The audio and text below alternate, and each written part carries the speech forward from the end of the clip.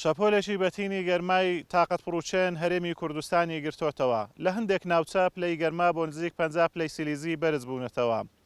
من لێستا لە ناوچەی پڕژێم لە گوندی وێزێ لە دەڤەری باڵەکایەتی یەکێکە لەو ناوچانەی کەوا پلەکانی گەرمای تیادا نزمن. لە دوانی وەڕۆیان پلەی گەرما لە ئێستادا بۆ نزیک 33 پلەی سیلیزی بەرز دەبێتەوە جیاواز بە شار و شارۆچکەکانی تری هەرێمی کوردستان کە لە دوانی وەڕۆیان پلەکانی گەرما زۆر بەرز دەبنەوە هاوڵاتیان بە فێنکەرەوە نەبێ ناتوانن ژیان بکەن بەڵام لێرە لە گوندی وێزێ لە دەڤەری باڵەکایەتی و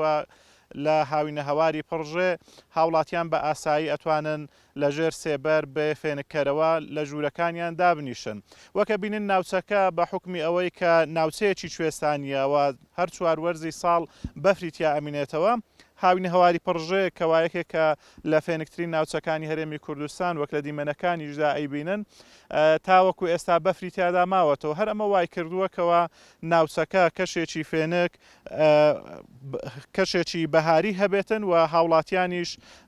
سەردانی ئەکەن لە ناوچە جیاوازەکانی هەرێمی کوردستان کاتێکی خۆشی تیادا بەسەر دەبن. دیارە ئەم ناوچەیە جیاواز لەوەی کە ناوچەیەکی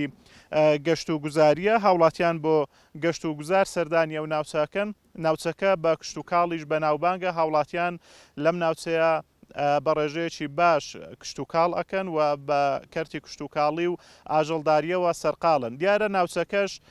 ئاوێکی باشی هەیە هەر ئەمە وای کردووە کەوا کشت و کاڵی تیادا بکرێت و کە کانیاوی زۆری هەیە و بەفرێکی زۆر ساڵانە کە لەم ناوچەیە ئەبارێت ئەمە وا کاتن کە کانیاوەکان لەم ناوچەیە ئاوێکی باشیان هەبێت جیاواز لەوەیکەوە ئەم ساڵیش هەرێمی کوردستان بە وشکە ساڵیدا تێپەڕێ بەڵام ئەمەوای نەکردووە کە لە ناوچەکە کەرتی کشت و کاڵ پەچی بکەوێتن.